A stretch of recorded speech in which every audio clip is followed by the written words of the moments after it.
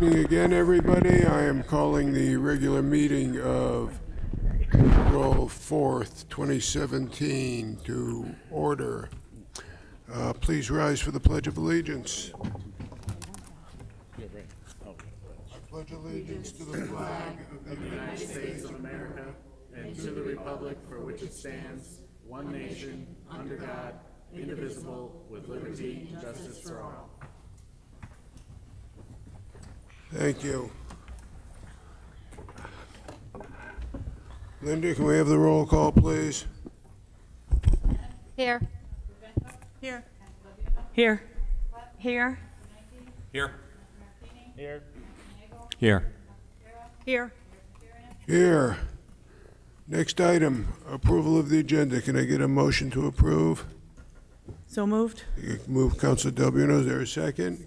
Second. Second, Councilor Nagel. Discussion additions. Councilor Anest. I would like to add an executive session for the discussion of real estate. Okay, is there a second to that Second. addition? Second.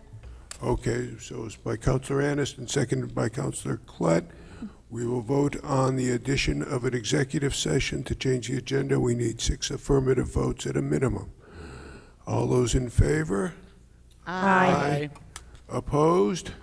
I think we have the 6 affirmative votes. We have 9-0. Executive session is added. We'll follow item 13, remarks by councilors. So is to approve the agenda as modified. All in favor? Aye. Opposed? Okay, 9-0. Next item, public participation. Anyone can come forward, speak. Please state your name and address for the record. Limit your remarks to 3 minutes. If you're watching on NCTV, the number is 860-665-8736. Seeing no one. Are there any remarks by councilors on public participation? Because there isn't any. Before I forget, at this time, I want to recognize Linda Irish Simpson. Tonight is her swan song as clerk of the council. She's done a fantastic job keeping us in order, taking the roll, keeping the vote straight. So all the best to you, Linda. Thank you. Thank you, Linda.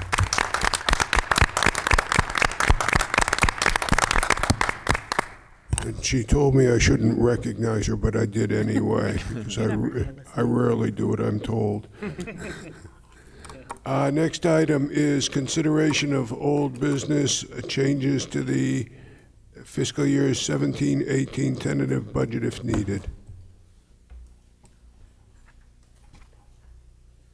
Anyone? Yeah, I'll make a comment if that's Sure. okay, right?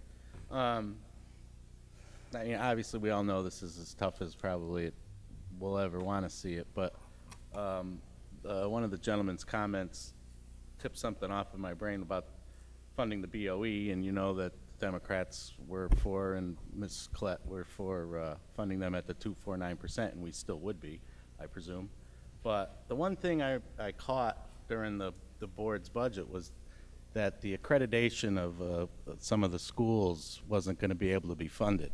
And when you have people similar to my age come and speak to this is why they came back if they left, or they came, you know, back and forth, and this is why I stayed, and if the school system has direct effect on property values and things like that, if we start not funding to a certain extent, or refunding or advancing funds to the board where they can't accreditate the schools, I think we're certainly stepping backwards. We're not staying flat, we're not staying level, we're stepping backwards. And for things such as that, I think that's a really, really tough situation that we're in, and I think it's the wrong thing that we should be doing. Thanks.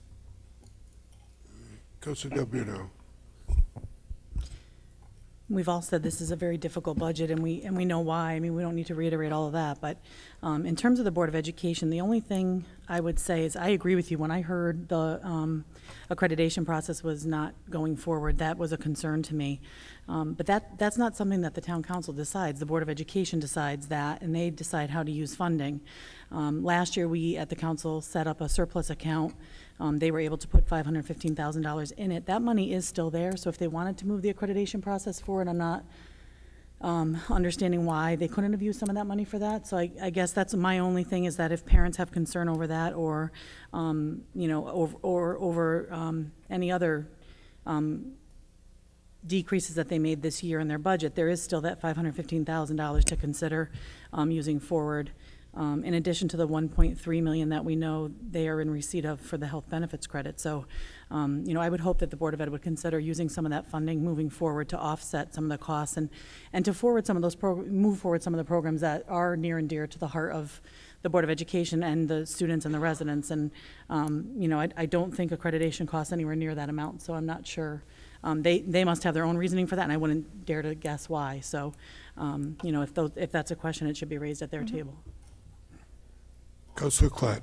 Well, I'm not sure how we could expect the Board of Education to be able to do that when we've been told over and over again that the 2.49 that they've asked for covers just payroll. So to me, I think that we're sitting here saying it's their choice to do something when we know perfectly well that they're not going to be able to do something because they can't cover their payroll if we don't give them the budget. So having said that, I have no intention of supporting the budget as it is, unless there's an adjustment made to the Board of Ed's budget, and I certainly would like to see the library Sunday hours reconsidered. That was brought up. And I will just say this, I've lived through this for 30 years, so that's approximately 15 budget sessions, and I've seen the ups and I've seen the downs. And I've seen the 0% budgets, and I've also seen that after we go 0%, and I can name names and years that has happened, that with subsequent years we had to go 7% and 8% on the Board of Education budget. And I'm a firm believer that while there may not be a lot of people that come out to speak, and I believe that a lot of that has to do with the fact that people are really busy, they have a lot of other priorities than coming to town council meetings. But I do know that people will tell us exactly what they thought next November when you come knocking on their door. If you find the doors closed in your face, it should be a clear message that you didn't do what we should have done for the town of Newington. So, you know, I'll hang in there. It's not going to be what I would like to see happen for the town. I think it's a giant step backwards all over again. But it isn't the first time we've taken a giant step backwards, and it probably won't be the last. It just seems like everything that's been said has fallen on deaf ears. Thank you. Anyone else? Councilor Pedrega. I feel compelled that I have to address one of the comments that the public made tonight, Mr. Bashan, regarding the, let's say, lack of information about St. Mary's. And I know on Facebook it's been swirling around. I want to, again, I feel compelled to address some comments that were made in this past week's town crier. The town crier came out on March 31st, Friday, and it was an article reporting on the town council meeting of March 28th, the Tuesday. We talked about, you know, the reduction, the disappointment with reduction, and I quote from the article, "That didn't stop several people from leaving the meeting room upset. The superintendent of schools claimed counselors did not honor a mutually beneficial arrangement they discussed with school officials the week before. According to Collins, the Board of Ed agreed to permanently relocate its offices outside of Town Hall so the town could plan a smaller renovation to the facility. In return, officials would fulfill the school's funding request." Well, unless I've been in a coma for a week or so, the first that the town council and the Board of Ed found out about it was the Thursday after that quote, on Thursday, March 30th. So I was in the dark. I believe most of the town councilors were in the dark. So there was no agreement made, nor has there been any agreement made to date. We've had 2 meetings about it. It hasn't been properly vetted. There's been nothing to really, no information to give out to the public because we're just learning about it. So I find this was very, I can see why the public would be confused thinking that there have been agreements made and discussions when in fact there wasn't. Thank you. Oh, Okay. I have to respond to that then. We're sort of getting away. Counselor Clay has a hand up. Oh, I'm sorry, Councilor Clay. So I I would was just only, going to say, we're getting away from the Yeah. consideration of old business. so I Yeah. don't know how many people you spoke to, but I've spoken to people, and I understand that you might not have been a part of an agreement, but there was in fact an agreement, and I don't, unless you've queried all the people on your side, I don't think we all had the same information. That's unfortunate. Okay, getting back to the consideration for old business, the changes to the budget, are there any that anyone wants to propose? Not at this time. Yes? Not at this time. Not at this time. Okay, we will move on then to public participation, round 2. Please state your name and address for the record. Please limit your comments to 3 minutes. Again, if you're watching on NCTV, the number to call in is 860-665-8736. Good evening, John Bashan, 56 Maple Hill Avenue. Just want to say thank you to the secretary here. I didn't realize that was her. Don't want to embarrass her anymore, but it's going to be hard to fill that spot so efficiently. What Counselor Gail, I'm sorry, Draco said, excuse me. I find that incredible. I didn't see that article. If I did, I would be livid. I mean, that sounds absolutely incredible. That throws a total new monkey wrench into the works. So if the town manager, I mean, if the superintendent actually said that's pretty remarkable. So I guess I'm glad I didn't read it earlier. Anyway, back to the budget, and I just think that we're ignoring. I think that was the main problem of the former town manager. By all accounts, he was a brilliant financial genius, economic genius, but I think he failed to recognize the economic environment, the indicators of what was happening.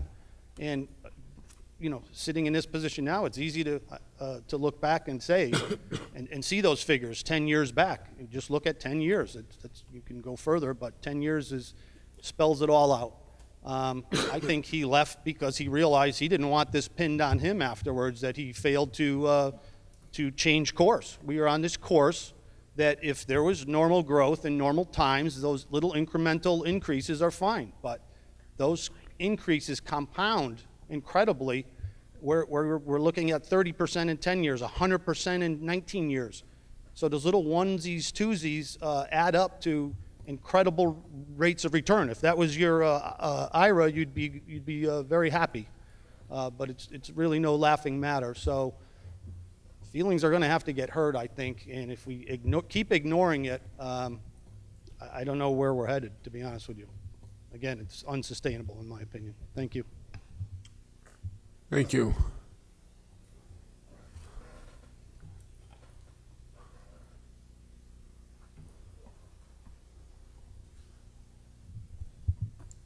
Good evening. Stephen Sylvia, 45 Basswood Street, Newington. I read the same article, Counselor. Go ahead. And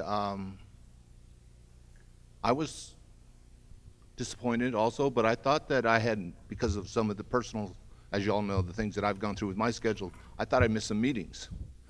Did. So I became just now, knowing the sequence of events and the timing is such, I know I can't speak for the board. I'll speak for myself. I'm sorry. I apologize. This body and you do not need to be treated in that manner or receive those types of comments, especially the one I read, that he said that your actions were in spite. That's what I found to be the most troubling. I'm sorry. I don't know that. I honestly thought that it was because of my being absent and not knowing the sequence of events and things that the bodies have been doing. I hope that we can make appropriate reparations. Thank you. Thank you.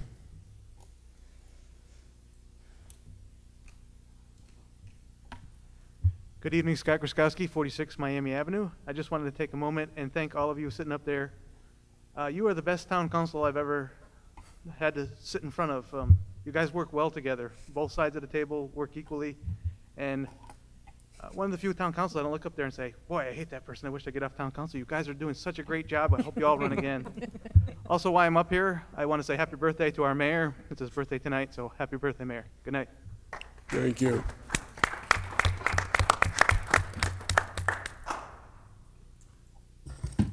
Anyone else? Okay, hang on. Hi, this is Town Council. Oh, Rose, it's you. Hang on, I'll put you on speaker.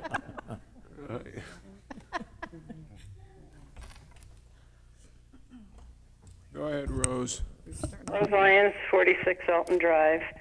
Just a couple of little things, and I've mentioned it before. I was wondering if when you read letters into the record, if you could put the time clock on, because if you're not going to time them, I think I'll start writing letters. The microphones leave a lot to be desired, and I know for years this has been an issue. I know I spoke to the issue of the buzzing sound in L101. I don't know how expensive those things can be, but I'll put an extra $5 in my tax check next July if you'll do something about the speakers, the microphones, whatever. And sticking to the subject, I don't think the chickens should have been discussed, and thank you for cutting that person off, but I also don't think that the signs should be discussed in the budget hearings. Just my own opinion. Enjoy the rest of your evening, Mayor, and I hope the executive session goes well so that you don't have agita for the rest of the night. Thank you. Thank you, Rose. Anyone else?